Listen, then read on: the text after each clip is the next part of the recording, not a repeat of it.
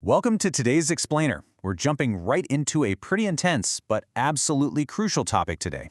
We're going to take a deep dive into something that affects the safety of literally every single community out there, the clinical and regulatory management of high-risk behaviors. We're talking about the exact systems, the structures, and the rigorous regulations used to manage individuals who pose a serious risk to society. So let's get right into it. It's a heavy question, right? How do you actually manage behaviors when there's a complete and total lack of empathy? Most of us interact with the world using this internal compass of guilt, remorse, and social bonding. But what happens when that's just missing? Today, we're going to demystify the incredibly rigid scientific frameworks that the justice and psychological systems rely on to handle severe antisocial behavior. And spoiler alert, they definitely do not rely on intuition or gut feelings. It's all about hard data and highly structured protocols. Here is our roadmap for today. We'll start with number 1, decoding conduct disorders, then 2, professional ethics and boundaries, 3, the science of risk, and finally 4, structured offender rehabilitation. All right, Section 1, decoding conduct disorders. To really understand the adult management system, we actually have to rewind and look at the foundation of extreme behavioral issues, and that starts with youth. Kids who are diagnosed with conduct disorder, the ones who seriously victimize others, they operate on a totally different wavelength than mainstream kids. Because they have such a limited capacity for empathy, they're driven entirely by a cost-benefit ratio. Remorse just isn't a factor here. They look at a situation and think purely in utilitarian terms. If I do this, what's it going to cost me? And if that cost isn't high enough, the behavior just continues. Because of this, we have to completely dismantle a really common myth. Usually, when we're trying to manage behavior, our go-to is relationship building. Bonding, talking it out, showing we care. But with conduct-disordered youth, standard relationship-based approaches are completely ineffective. Worse, they're incredibly easy for these kids to exploit. You have to pivot entirely to a consequence-based, utilitarian approach. The only way to control the behavior is by ensuring the consequences are simply way too costly for them to endure. And this dynamic perfectly illustrates why standard, everyday conventions just fail here. Take the golden rule of teaching or parenting: be predictable. Well, for a perceptive, conduct-disordered youth, your predictability is actually a massive vulnerability. They read adults like an open book. If they know exactly how you're going to react, they'll just calculate the cost, accept it, and manipulate the entire situation. Professionals in this field have to avoid getting emotionally provoked. They can never fake concern, and sometimes they even have to tie misbehavior directly to adult real-world consequences, like the police or losing a job, rather than just talking about schoolyard fairness. Moving right along to Section 2, professional ethics and boundaries. So, when these extreme behaviors carry over into adulthood, dealing with them requires some serious mental fortitude. How do professionals treat these individuals without totally losing their objectivity? Well, the answer lies in strict codified standards, specifically frameworks like the Association for the Treatment of Sexual Abusers, or ATSA, Code of Ethics. This document essentially acts as an augmented moral compass for professionals in the field. It's what ensures community safety while still maintaining basic human dignity for clients who have committed some very severe offenses. Let's break down these vital ATSA guidelines, because they are absolutely crucial. A therapist treating these individuals literally has to wall off their personal disgust or moral judgments from their professional duties. They cannot let personal feelings about a client's crimes interfere, at all.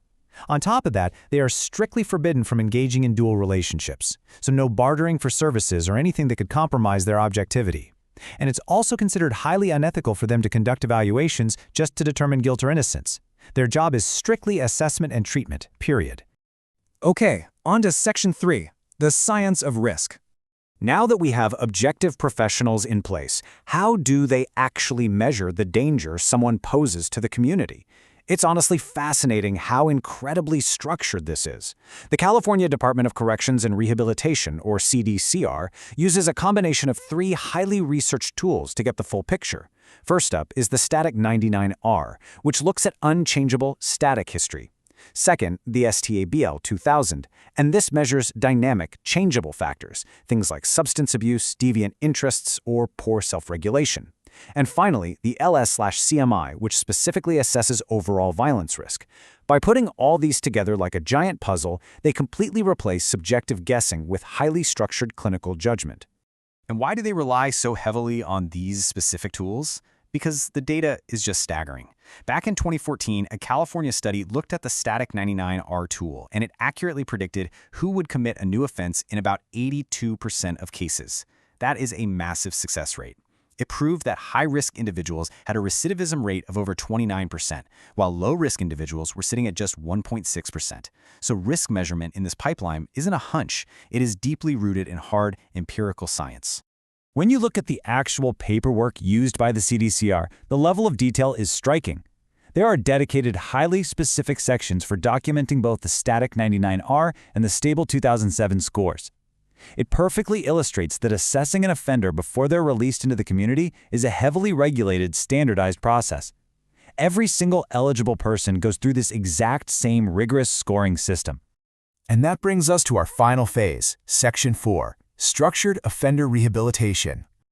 So what happens once that risk is officially measured? Well, if someone is placed on parole and required to register, participating in a sex offender management program is mandatory, and it happens in 3 very strict chronological phases. Phase 1 is the curriculum phase. This is the active therapy, attending a set number of hours of group and individual sessions to hit specific treatment goals. Once those dynamic risk factors are actually mitigated, they move to Phase 2, maintenance, where the goal is to maintain those pro-social gains. Finally, Phase 3 is aftercare, which is a voluntary support group for folks who finish the program or discharge from parole entirely. But it's important to note that an individual doesn't just transition between these phases on the honor system. Progress is heavily monitored through a containment team meeting, or a CTM. This is a brilliant multidisciplinary approach. You've got the parole agent, the treating clinician, a unit supervisor, and even a victim advocacy representative all sitting down at the same table. Together, they evaluate the person's dynamic risk factors, their community reintegration, and their actual readiness to progress. Having all those voices in the room ensures no single person is making a biased decision. And the schedule for these meetings is relentless by design. The very first containment team meeting happens within just 90 to 100 days of the person being released to parole, which sets the baseline for their supervision.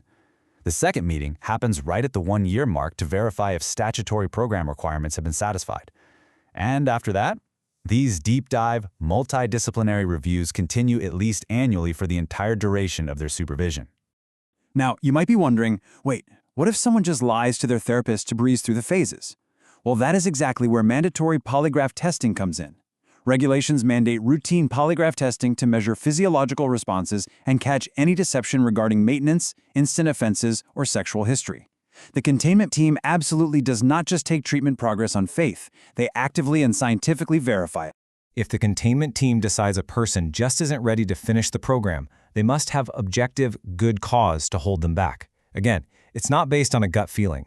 Concrete, factual reasons to retain someone in treatment include a high violence risk score of 11 or more on the LS/CMI, a dynamic risk score of 4 or higher on the stable 2007 for males, a deceptive polygraph result, or a recent parole violation. The numbers completely dictate the management. Which brings us to the end of our deep dive today, and I want to leave you with this provocative thought to chew on. Can public safety ever be perfectly balanced with evidence-based rehabilitation? It's a huge question. We've seen how the system has to strip away emotion, rely on cold, utilitarian consequences for conduct disorders, demand intense ethical boundaries from clinicians, and use hard statistical data to manage public risk. It is a massive, complex, and fascinating pipeline. Thank you so much for learning with me today. I highly encourage you to keep exploring the structures behind our justice system, and I will see you next time.